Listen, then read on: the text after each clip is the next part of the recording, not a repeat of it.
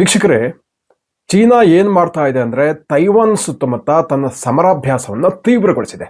ಚೀನಾದ ನೂರಾರು ಯುದ್ಧ ವಿಮಾನಗಳು, ಭೂಸೇನೆ, ನೌಕಾಪಡೆ, ವಾಯುಪಡೆ ಎಲ್ಲವೂ ಕೂಡ ಜಂಟಿಯಾಗಿ ತೈವಾನ್ ಸುತ್ತಮುತ್ತ ಕೇಂದ್ರೀಕೃತವಾಗಿದ್ದು ಅಲ್ಲಿ ತನ್ನ ಸಮರಾಭ್ಯಾಸವನ್ನು ದಿನೇ ದಿನೇ ಜಾಸ್ತಿ ಮಾಡ್ತಾ ಇದೆ. ಹಾಗಾಗಿ ಈ ವಲಯದಲ್ಲಿ ಮುಂದೆ ಏನಾಗುವುದು ಅನ್ನುವಂಥ ಒಂದು ಕುತೂಹಲ ಇವಾಗ ಉಂಟಾಗಿದೆ. ಮತ್ತು ಚೀನಾ ಮತ್ತು ತೈವಾನ್ ಮಧ್ಯೆ ಏನಾದರೂ ಯುದ್ಧ ನಡೆಯುತ್ತಾ ಅನ್ನುವಂಥ ಒಂದು ವರದಿಗಳು ಕೂಡ ಒಂದೊಂದಾಗಿ ಬರ್ತಾ ಇದೆ. ಮತ್ತೊಂದು ಕಡೆ ಅಮೆರಿಕದ ಅಧ್ಯಕ್ಷ ಡೊನಾಲ್ಡ್ ಟ್ರಂಪ್ ಅವರು ಇಲ್ಲ, ಆ ಥರ ಯುದ್ಧದ ವಾತಾವರಣ ಇಲ್ಲ ಅಂತ ಈ ಪರಿಸ್ಥಿತಿಯನ್ನು ತಣ್ಣಗಾಗಿಸುವ ಪ್ರಯತ್ನ ಮಾಡ್ತಾ ಇದ್ದರೆ, ಮತ್ತೊಂದು ಕಡೆ ತೈವಾನ್ಗೆ ಸಾಕಷ್ಟು ಆತಂಕ ಉಂಟಾಗಿದೆ. ಜೊತೆಗೆ ತನ್ನ ಪ್ರಜೆಗಳನ್ನು ರಕ್ಷಣೆಗೋಸ್ಕರ ಏನು ಬೇಕಾದ್ರೂ ನಾನು ಮಾಡ್ತೀನಿ ಅನ್ನುವಂಥ ಒಂದು ತೀಕ್ಷ್ಣ ಪ್ರತಿಕ್ರಿಯೆಯನ್ನು, ಎಚ್ಚರಿಕೆಯನ್ನು ಪ್ರತಿಯಾಗಿ ಚೀನಾಕ್ಕೆ ಕೊಟ್ಟಿರುವಂಥದ್ದು. ಮತ್ತೊಂದು ಕಡೆ ಟ್ರಂಪ್ ಅವರು ಈ ರೀತಿ ಹೇಳಿಕೆ ಕೊಟ್ಟ ನಂತರ ಚೀನಾ ತನ್ನ ಸಮರಾಭ್ಯಾಸವನ್ನು ಮತ್ತಷ್ಟು ಉಮೇದಿನಿಂದ ತೀವ್ರಗೊಳಿಸಿರುವಂಥದ್ದು. ಹಾಗಾದರೆ ಚೀನಾ ಮತ್ತು ತೈವಾನ್ ನಡುವೆ ಯಾಕೆ ಈ ಸಂಘರ್ಷ ಉಂಟಾಗಿದೆ ಅನ್ನುವಂಥದ್ದು ಕಾರಣ, ಕುತೂಹಲ ನಿಮ್ಮಲ್ಲಿರ್ಬೋದು. ಇದಕ್ಕೆ ಮುಖ್ಯವಾದ ಕಾರಣಗಳು ಸಾಕಷ್ಟು ಇದೆ. ಹಿಂದಿನಿಂದಲೂ ಕೂಡ ಚೀನಾ ತೈವಾನ್ ಮೇಲೆ ತನ್ನ ಸರ್ವಾಧಿಕಾರವನ್ನು ಚಲಾಯಿಸಲಿಕ್ಕೆ ಪ್ರಯತ್ನಿಸ್ತಾ ಇದೆ. ತೈವಾನ್ ಸಂಪೂರ್ಣವಾಗಿ ಚೀನಾದಲ್ಲಿ ಏಕೀಕರಣ ಆಗಬೇಕು ಅಂತ ಬಯಸ್ತಾ ಇದೆ. ಒಂದಿಲ್ಲ ಒಂದು ದಿವಸ ತನ್ನ ತೆಕ್ಕೆಗೆ ಬರಬೇಕು ಅಂತ ಹೇಳ್ತಾ ಇದೆ. ಅಫ್ಕೋರ್ಸ್ ತೈವಾನ್ನಲ್ಲಿ ಇವಾಗ ಸ್ವಯಮಾಡಳಿತ ಇದೆ, ಪ್ರಜಾಸತ್ತಾತ್ಮಕವಾದಂತಹ ಮತ್ತು ತನ್ನದೇ ಸರ್ಕಾರ, ಪ್ರಜಾಸತ್ತಾತ್ಮಕವಾಗಿ ಆಯ್ಕೆ ಆಗುವಂತಹ ಸರ್ಕಾರ ಇದೆ. ಅಲ್ಲಿ ತನ್ನದೇ ಮಿಲಿಟರಿ ಮತ್ತು ಇತರ ಎಲ್ಲ ವ್ಯವಸ್ಥೆಗಳನ್ನು ತೈವಾನ್ ಹೊಂದಿರುವಂಥದ್ದು. ಆದರೆ ಚೀನಾ ಒಂದಿಲ್ಲೊಂದು ದಿವಸ ತೈವಾನ್ ತನ್ನ ತೆಕ್ಕೆಗೆ ಬರಲೇಬೇಕು ಅಂತ ಹಠ ಮಾಡ್ತಾ ಇರುವಂಥದ್ದು. ಆದರೆ ತೈವಾನ್ ಇದಕ್ಕೆ ತೀವ್ರವಾದ ವಿರೋಧವನ್ನು ಕೂಡ ವ್ಯಕ್ತಪಡಿಸ್ತಾ ಇರುವಂಥದ್ದು. ಹಾಗಾಗಿ ತೈವಾನ್ನಲ್ಲಿ ಏನೇ ಬೆಳವಣಿಗೆ ಆದರೂ ಕೂಡ ಅದು ಚೀನಾ ಅದನ್ನು ಗಮನಿಸ್ತಾ ಇರುತ್ತೆ. ಇತ್ತೀಚಿನ ಏನಾಗಿದೆ ಅಂದರೆ ತೈವಾನ್ ಅಮೆರಿಕದಿಂದ ದೊಡ್ಡ ಪ್ರಮಾಣದಲ್ಲಿ ಶಸ್ತ್ರಾಸ್ತ್ರಗಳನ್ನು ಖರೀದಿ ಮಾಡಿದೆ. ಸುಮಾರು ರೂಪಾಯಿ ಲೆಕ್ಕದಲ್ಲಿ ಹೇಳಿದ್ರೆ 97,000 ಕೋಟಿ ರೂಪಾಯಿ ಮೌಲ್ಯದ ಶಸ್ತ್ರಾಸ್ತ್ರಗಳನ್ನು, ಯುದ್ಧ ನೌಕೆಗಳನ್ನು, ಕ್ಷಿಪಣಿ ವಾಹಕಗಳನ್ನು ಅಮೆರಿಕದಿಂದ ತೈವಾನ್ ಖರೀದಿಸಿರುವಂಥದ್ದು. ಹಾಗಾಗಿ ಇದು ಚೈನಾವನ್ನು ರೊಚ್ಚಿಗೆಬ್ಬಿಸಿದೆ. ಹಾಗಾಗಿ ಏನಾಗುತ್ತೆ ಅಂದರೆ ಕಳೆದ 20 ವರ್ಷಗಳಿಂದಲೂ ಕೂಡ ಚೀನಾ ಈ ತೈವಾನ್ ಸಮೀಪ ಸಮರಾಭ್ಯಾಸವನ್ನು ನಡೆಸುವಂಥದ್ದು ಮಾಮೂಲು, ಅದರೇನು ವಿಶೇಷ ಇಲ್ಲ. ಆದರೆ ಈ ಸಾರಿ ಚೀನಾ ಬಹಳ ತೀಕ್ಷ್ಣವಾಗಿ ಈ ಸಮರಾಭ್ಯಾಸವನ್ನು ನಡೆಸ್ತಾ ಇದೆ. ಮೇಲಿಂದ ಮೇಲೆ ರಾಕೆಟ್ಗಳನ್ನು ಹಾರಿಸ್ತಾ ಇದೆ ಲೈವ್ ಆಗಿ. ಹಾಗಾಗಿ ಇದಕ್ಕೆ ಕಾರಣವನ್ನು ಕೂಡ ಚೀನಾದ ಮಿಲಿಟರಿ ಪಡೆ ಸ್ವತಃ ಇದನ್ನು ದೃಢಪಡಿಸಿದೆ. ತೈವಾನ್ನಲ್ಲಿರುವ ಈ ಪ್ರತ್ಯೇಕತಾವಾದಿಗಳನ್ನು ಮಟ್ಟ ಹಾಕಲಿಕ್ಕೆ ಈ ಸರಿ ಸಮರಾಭ್ಯಾಸವನ್ನು ತೀವ್ರಗೊಳಿಸಲಾಗಿದೆ ಅಂತಾನೆ ಈ ಚೀನಾದ ಮಿಲಿಟರಿ ಪಡೆಯೇ ಇದನ್ನು ದೃಢಪಡಿಸಿದೆ. ಜೊತೆಗೆ ಡೊನಾಲ್ಡ್ ಟ್ರಂಪ್ ಅವರು ಕೂಡ ತನಗೇನಂತಹ ಚಿಂತೆ ಇಲ್ಲ ಅಂತ ಹೇಳಿಕೆ ನೀಡಿರುವ ಬೆನ್ನಲ್ಲೇ ಮತ್ತಷ್ಟು ಈ ಸಮರಾಭ್ಯಾಸ ಭುಗಿಲೆದ್ದಿದೆ ಅಂತಲೇ ಹೇಳ್ಬೋದು. ಹಾಗಾಗಿ ತೈವಾನ್ ಕೂಡ ಇವಾಗ ತುಂಬ ಹೈ ಅಲರ್ಟ್ ಮೋಡ್ನಲ್ಲಿ ಇರುವಂಥದ್ದು. ಸೊ ಹಾಗಾದರೆ ಈ ಚೀನಾ ಮತ್ತು ತೈವಾನ್ನ ಒಂದು ಐತಿಹಾಸಿಕ ಹಿನ್ನೆಲೆಯನ್ನು ನೋಡೋದಿದ್ರೆ, ಕ್ವಿಂಗ್ ಡೈನೆಸ್ಟಿ ಕಾಲದಲ್ಲಿ ಚೀನಾದ ತೆಕ್ಕೆಯಲ್ಲಿ ಅಥವಾ ಚೀನಾದ ನಿಯಂತ್ರಣದಲ್ಲಿ ತೈವಾನ್ ಇತ್ತು. ಆದರೆ ನಂತರ ಏನಾಗುತ್ತೆ, ಈ ಚೀನಾ ಮತ್ತು ಜಪಾನ್ ನಡುವೆ ಯುದ್ಧ ಸಂಭವಿಸಿದಾಗ ಜಪಾನ್ ತೈವಾನ್ನ ಮೇಲಿನ ಕಂಟ್ರೋಲನ್ನು ವಶಪಡಿಸಿಕೊಳ್ಳುತ್ತೆ. ಜಪಾನ್ನ ಅಧೀನದಲ್ಲಿ ತೈವಾನ್ ಇರುತ್ತೆ. ಆದರೆ ಎರಡನೇ ಜಾಗತಿಕ ಯುದ್ಧದ ಸಂದರ್ಭ ಏನಾಗುತ್ತೆ, ಕೊನೆಯಲ್ಲಿ ಅಮೆರಿಕ ಜಪಾನ್ ಮೇಲೆ ಪರಮಾಣು ಬಾಂಬ್ಗಳನ್ನು ಹಾಕಿದ ನಂತರ ಜಪಾನ್ ಶರಣಾಗುತ್ತಾ ಹೋಗುತ್ತೆ. ಜಪಾನ್ ಸೋಲು ಅನುಭವಿಸುತ್ತೆ. ಆ ಸಂದರ್ಭದಲ್ಲಿ ಚೀನಾ ತೈವಾನ್ನ ಮೇಲಿನ ಹಿಡಿತವನ್ನು ಮತ್ತೆ ಪಡೆದುಕೊಳ್ಳುತ್ತೆ. ಆದರೆ ಏನಾಗುತ್ತೆ ಅಂದರೆ ಆ ಸಂದರ್ಭದಲ್ಲಿ ತೈವಾನ್ನಲ್ಲಿರುವ ರಾಷ್ಟ್ರೀಯವಾದಿಗಳು, ಪ್ರತ್ಯೇಕತಾವಾದಿಗಳು ಚೀನಾದ ಕಪಿಮುಷ್ಟಿಗೆ ಒಳಗಾಗಲಿಕ್ಕೆ ಒಪ್ಪಲ್ಲ.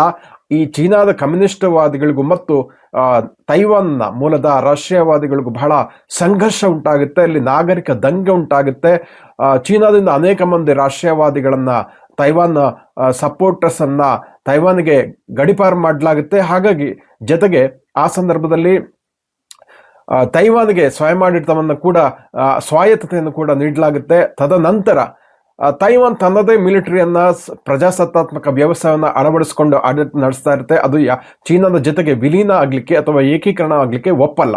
ಆದರೆ ಚೀನಾ ಒತ್ತಡವನ್ನು ಹೇರ್ತಾನೆ ಇದೆ. ಒಂದಿಲ್ಲೊಂದು ದಿವಸ ತೈವಾನ್ ತನ್ನ ನಿಯಂತ್ರಣಕ್ಕೆ ಬರಲೇಬೇಕು ಅನ್ನುವಂಥ ಒಂದು ಘೋಷಣೆಯನ್ನು ಮಾಡ್ತಾ ಚೀನಾ ಒತ್ತಡವನ್ನು ಹೇರ್ತಾನೆ ಇದೆ. ಆದರೆ ತೈವಾನ್ ತನ್ನ ಸಂಘರ್ಷವನ್ನು, ತನ್ನ ಸ್ವಯಮಾಡಳಿತವನ್ನು, ಪ್ರಜಾಪ್ರಭುತ್ವವನ್ನೇ ಕಂಟಿನ್ಯೂ ಮಾಡೋದಾಗಿ ಹೇಳ್ತಾ ಚೀನಾದ ಈ ನಡೆಗೆ ವಿರುದ್ಧವಾಗಿ ತನ್ನದೇ ಆದಂತಹ ಅಸ್ತಿತ್ವವನ್ನು ಹೊಂದಿರುವಂಥದ್ದು. ಹಾಗಾಗಿ ತೈವಾನ್ ಯಾವುದಕ್ಕೂ ಕೂಡ ಚೀನಾದ ಜೊತೆಗೆ ವಿಲೀನ ಆಗಲ್ಲ ಅಂತ ಪ್ರತಿಪಾದನೆ ಮಾಡುವಂಥದ್ದು. ಇದಕ್ಕೆ ಕೆಲವೊಂದು ದೇಶಗಳು ಸಪೋರ್ಟ್ ಕೂಡ ಮಾಡ್ತಾ ಇದೆ. ಇವನ್ ಅಮೆರಿಕ ಕೂಡ ತೈವಾನ್ಗೆ ಸಪೋರ್ಟ್ ಮಾಡುತ್ತೆ, ಸಾಕಷ್ಟು ಬೆಂಬಲವನ್ನು ಕೊಡುತ್ತೆ. ಅದೇ ರೀತಿ ಇತ್ತೀಚಿನ ದಿನಗಳಲ್ಲಿ ಮತ್ತೊಂದು ಬೆಳವಣಿಗೆಯಲ್ಲಿ ಜಪಾನ್ ಕೂಡ ತೈವಾನ್ಗೆ ಸಪೋರ್ಟ್ ಮಾಡ್ತಾ ಇರುವಂಥದ್ದು.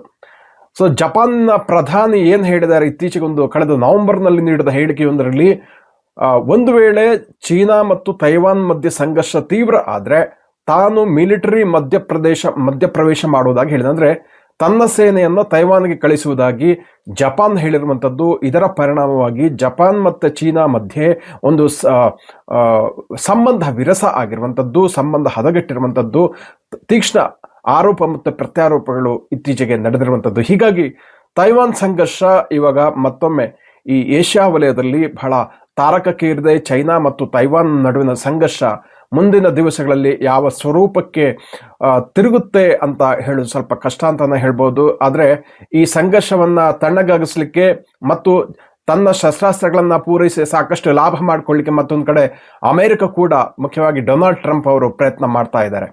ಡೊನಾಲ್ಡ್ ಟ್ರಂಪ್ ಅವರು ಚೀನಾದ ಬಗ್ಗೆ ಇತ್ತೀಚಿನ ದಿನಗಳಲ್ಲಿ ಅವ್ರು ನೀಡ್ತಾ ಇರುವ ಹೇಳಿಕೆಯನ್ನು ಗಮನಿಸಬಹುದು. ಒಂದು ಕಡೆ ಟ್ರಂಪ್ ವಾಣಿಜ್ಯ ಸಮರವನ್ನು ನಡೆಸ್ತಾ ಇದ್ರು, ಟಾರಿಫ್ ಅನ್ನು ಕಂಟಿನ್ಯೂ ಮಾಡಿದ್ರು ಕೂಡ ಅವರು ಇತ್ತೀಚೆಗೆ ಒಂದು ಮಾತನ್ನು ಹೇಳಿದ್ದಾರೆ.